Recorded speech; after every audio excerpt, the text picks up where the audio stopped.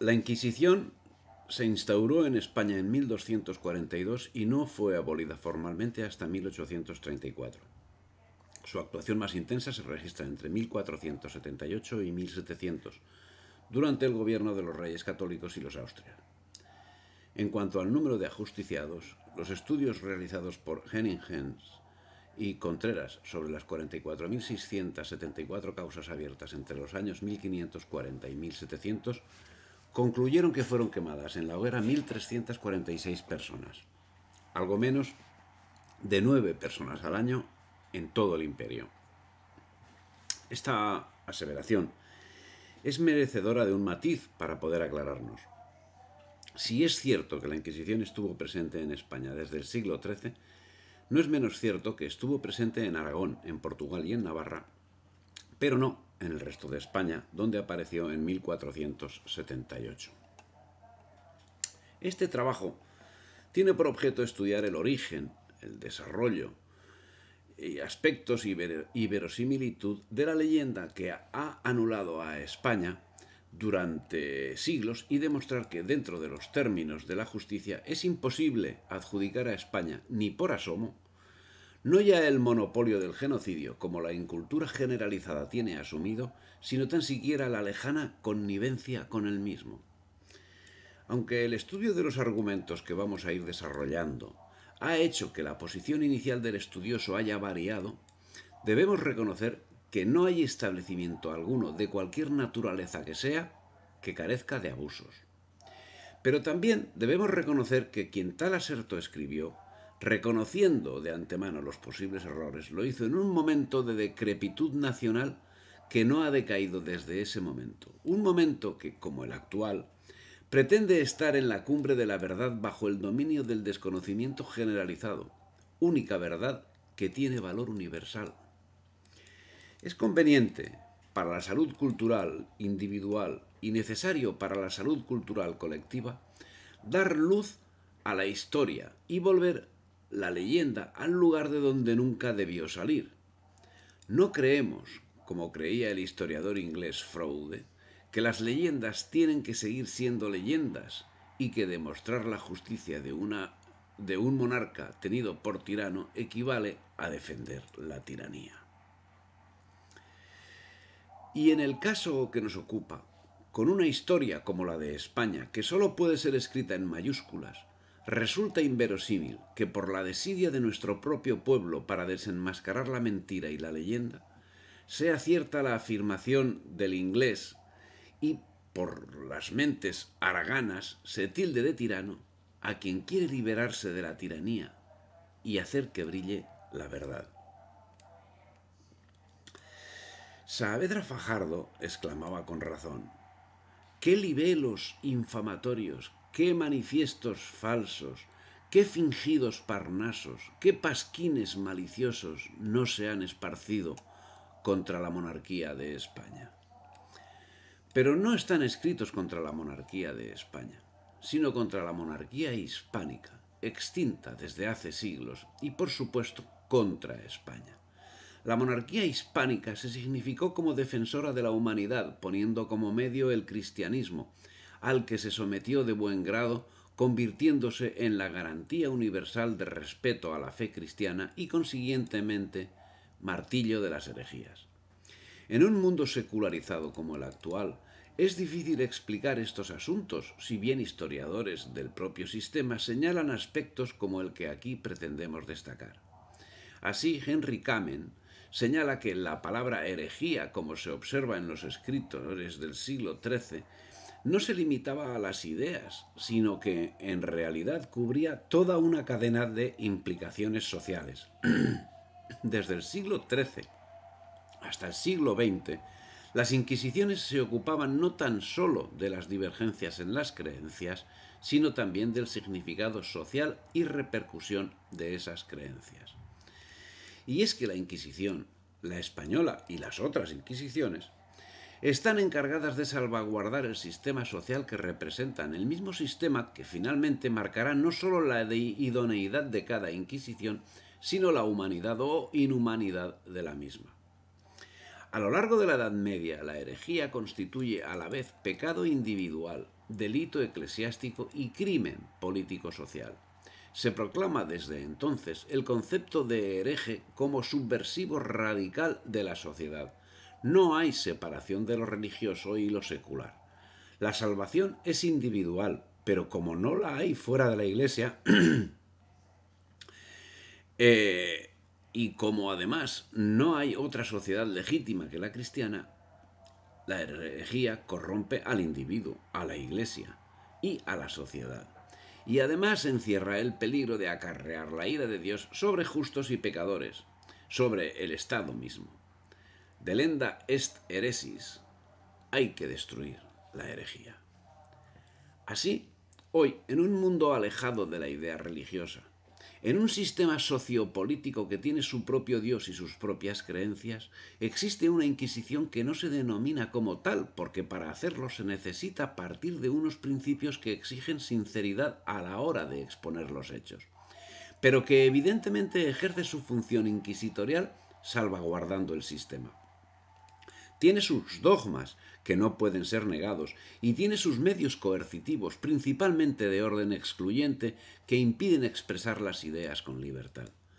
Y esa Inquisición actual, que podemos llamar Tribunal Constitucional, y esos familiares, que podemos reconocer como demócratas, ¿tiene un carácter religioso o tiene un carácter político? En ese sentido, y con relación a la Inquisición española, hoy parece que podemos ponernos de acuerdo sobre tal cuestión admitiendo que la Inquisición española fue una institución de carácter híbrido, aunque esencialmente eclesiástica, puesto que el Papa la autorizó cediendo a las presiones del rey Fernando, y del Papa emanó siempre su jurisdicción. Sin embargo, desde su origen mismo le sirvió al Estado de útil instrumento para conseguir fines políticos, que a veces poco tenían que ver con los religiosos. Hoy, el aspecto político y religioso es el mismo aspecto dentro del orden social en que nos encontramos inmersos. Así como en la España de la Edad Moderna la política se sometía a la religión católica, como en Europa lo hacía a la protestante, en la España actual se somete al dictado del nuevo orden mundial. El aspecto político de la leyenda antiespañola consta, pues, a nuestro entender, de los mismos elementos que el aspecto social de ella: el abultamiento, la exageración de los caracteres religiosos y políticos del pueblo español, el voluntario desconocimiento de la existencia de caracteres idénticos en todos los países de la misma época y la omisión de cuanto nos es favorable en este orden de ideas. Es decir, que al hablar de la España inquisitorial, de la intransigencia española, del fanatismo español, de la represión violenta y de la persecución airada, y al decir que estos son los caracteres que ofrecemos en la historia universal, se da por supuesto que el fanatismo, la intransigencia, los procedimientos inquisitoriales y la persecución religiosa y política solo se dieron en España y solo estuvieron representados por los españoles. Y como esto es una simpleza que solo pueden aceptar como verdad los pobres de espíritu, debemos combatirla sobre la base de lo positivo, de lo rigurosamente histórico. Julián Juderías se vio forzado por la ira a escribir su alegato, y es plenamente comprensible la ira de Juderías. Es comprensible por la calumnia generalizada que toma cuerpo, por ejemplo, en Montesquieu, quien en Mes Pensé presenta a Carlos I y Felipe II dominados por el Tribunal del Santo Oficio, el cual sirvió a la codicia brutal de los conquistadores de América al masacrar a los indígenas en nombre de la religión, comparando la crueldad de los inquisidores con la de Calígula y otros tiranos de la antigüedad. Claro que Montesquieu tendría razón si lo que argumenta fuese verdad, pero da la coincidencia que el hecho de masacrar a los indios no se dio en las provincias españolas en América, sino en las colonias que los europeos tenían en América, de donde los indios fueron literalmente exterminados. Es preciso advertir que la polémica sobre la Inquisición se nutre de otra actitud muy distinta a la ya expuesta. Me refiero a la ignorancia histórica, la falta de contextualización de los hechos, el desconocimiento de las mentalidades de la época pasadas, la escasez de estudios comparativos entre la justicia civil y la inquisitorial. Todo esto contribuye a formar no solo una polémica justificada, sino una injusta leyenda negra en torno a la Inquisición. Para combatir la Inquisición se utilizan los argumentos más peregrinos, llegando a presentarse como inaceptable el hecho de que tuviese la blasfemia como un delito. La verdad, desconocida para quien se atreve a argumentar semejante cosa, es que el género humano siempre creyó que blasfemar de Dios era un delito y que este delito debía ser severamente castigado. Desde que los ajos y las cebollas subieron entre los egipcios a la dignidad de dioses, ya era un delito el violarlos, dijo Juvenal. Es en los tiempos del nuevo orden mundial donde ha cambiado el concepto, pero no porque haya dejado de ser delito blasfemar de Dios, sino porque el nuevo Dios es el sistema. Y lo que es blasfemia hoy no es hablar mal de Dios, sino hablar mal del sistema. Lo que resulta curioso y grotesco, a lo largo especialmente de los 2 últimos siglos, es la aculturización del pueblo español, que ha pasado del más profundo de los desprecios hacia todo lo que nos llegaba de la Europa protestante y liberal, al más profundo de los complejos por la gloriosa historia de España. El ambiente creado por los relatos fantásticos que acerca de nuestra patria han visto la luz pública en todos los países, las descripciones grotescas que se han hecho siempre del carácter de los españoles como individuos y colectividad, la negación o por lo menos la ignorancia sistemática de cuanto es favorable y hermoso en las diversas manifestaciones de la cultura y del arte, las acusaciones que en todo tiempo se han lanzado sobre España, fundándose para ello en hechos exagerados, malinterpretados o falsos en su totalidad, y finalmente la afirmación contenida en libros al parecer respetables y verídicos, y muchas veces reproducida, comentada y ampliada en la prensa extranjera de que nuestra patria constituye, desde el punto de vista de la tolerancia, de la cultura y del progreso político, una excepción lamentable dentro del grupo de las naciones europeas. La voluntad que me lleva a la realización de este estudio, que vaya por delante a quien sirve es a mí, y si por casualidad sirve a alguien más será para mí una gran satisfacción, es llegar a conocer algo de la realidad del Santo Oficio, en relación al momento histórico en que se desarrolló, tanto el que le tocaba de forma más directa como el que existía en ámbitos distintos, esencialmente europeos, y la función que cumplió en las relaciones tanto sociales como internacionales.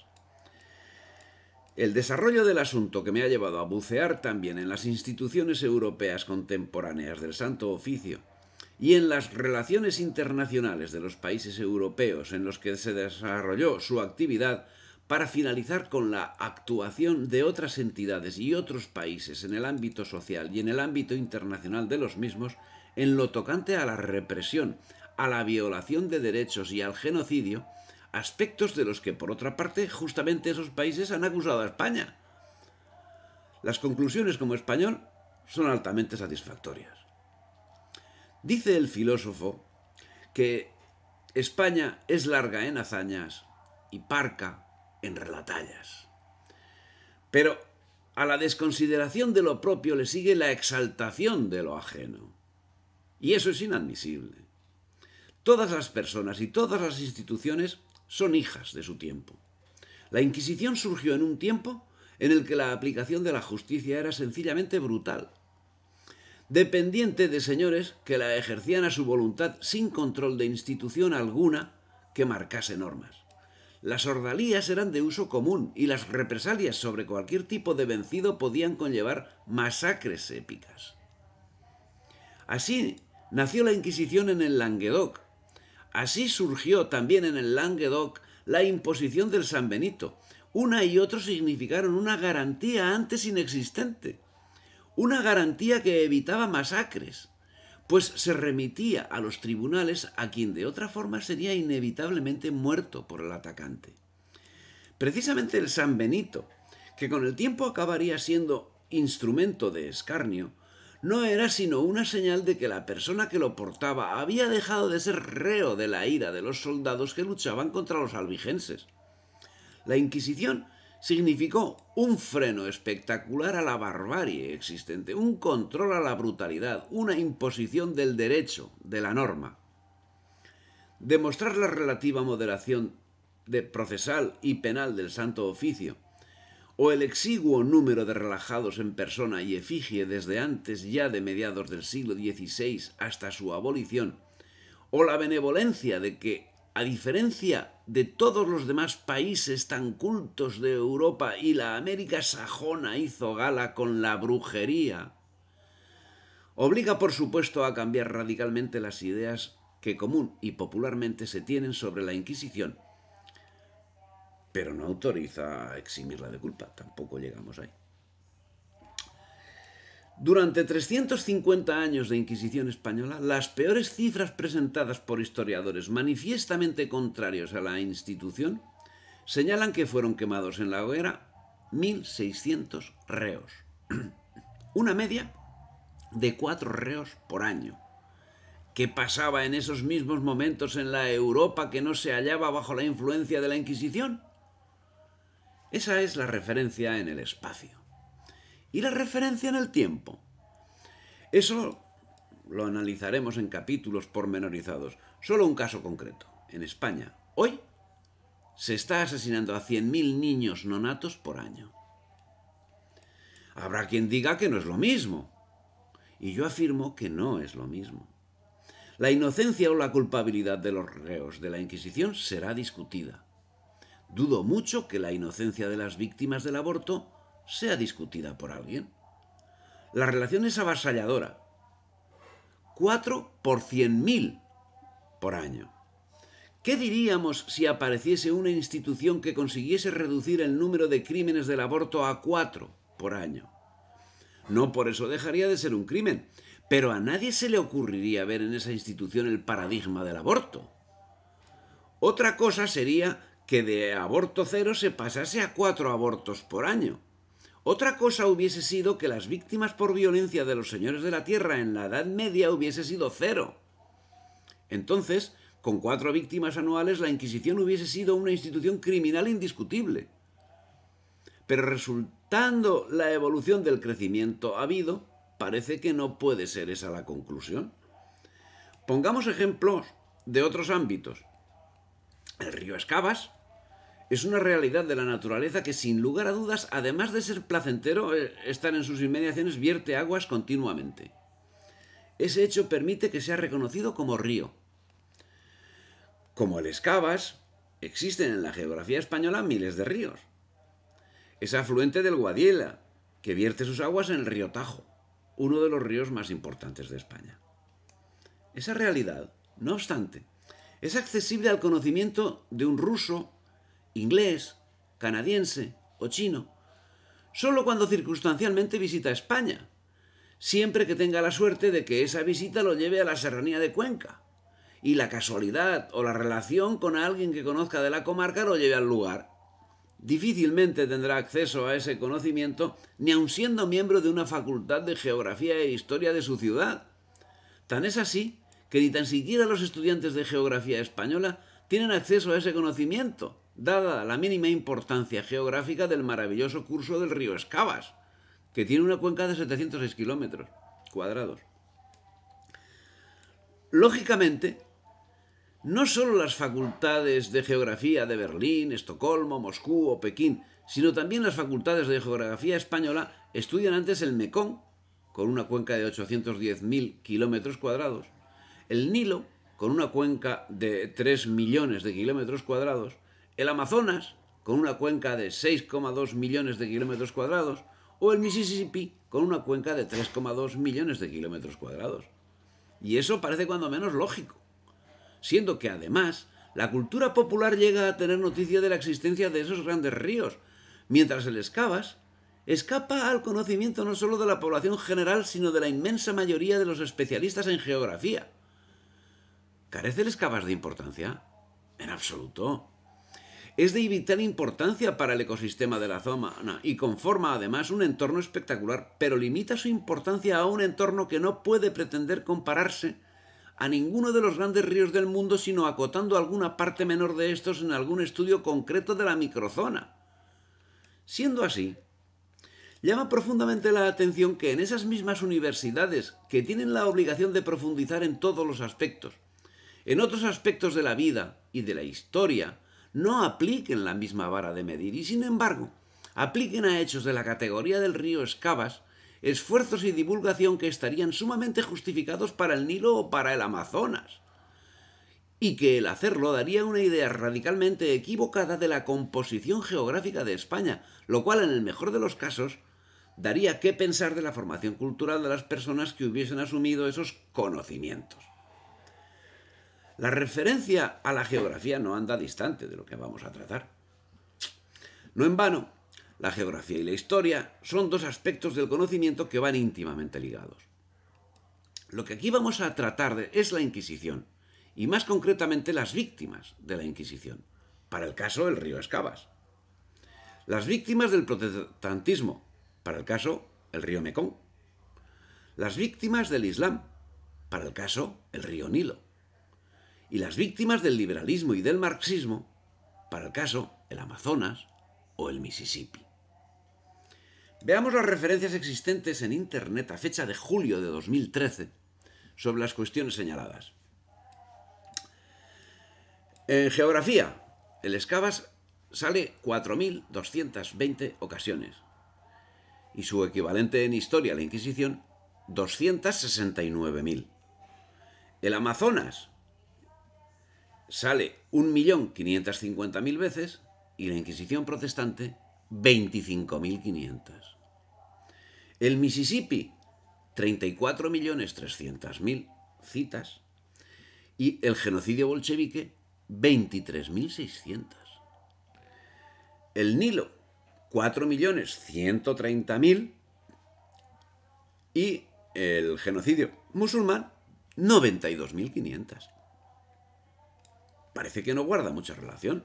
Es cuando menos curioso, siendo que el victimario de los referidos es aproximadamente el que a continuación vamos a relatar, y siempre tomando cifras muy moderadas entre la gran variedad de las mismas, salvedad hecha de la Inquisición, para la que se toma una de las peores cifras consignadas por los historiadores.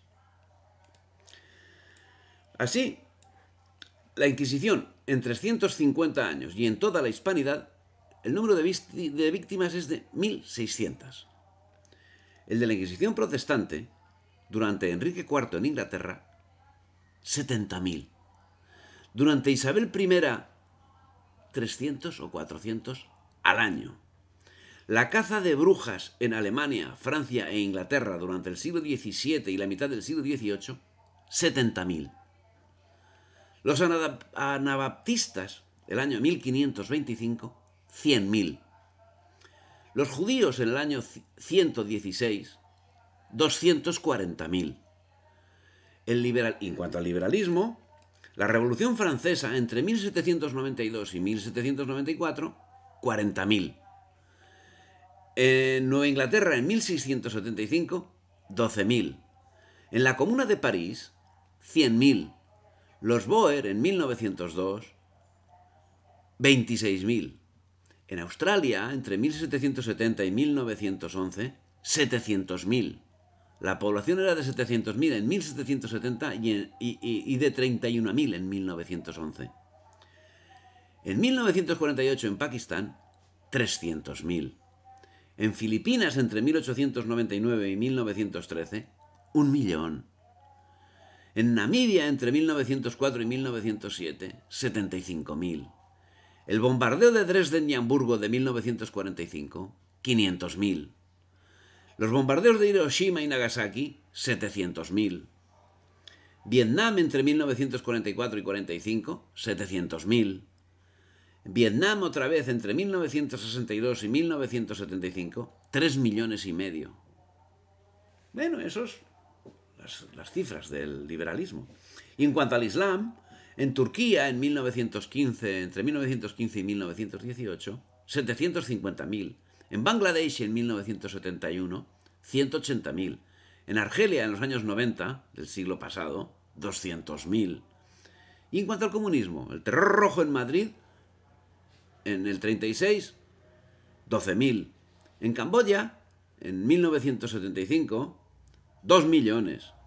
El resto del terror rojo del siglo XX se calcula que en torno a los 120 millones. Y en cuanto al nuevo orden mundial, el aborto, solo en un año en España, más de 100.000. Evidentemente, la lista es solo una muestra de la realidad histórica. Hay muchos más casos que pueden seguir enriqueciendo esa relación, que cada cual lo complete a su gusto. La relación hace referencia al voluntario ejercicio de ejecución.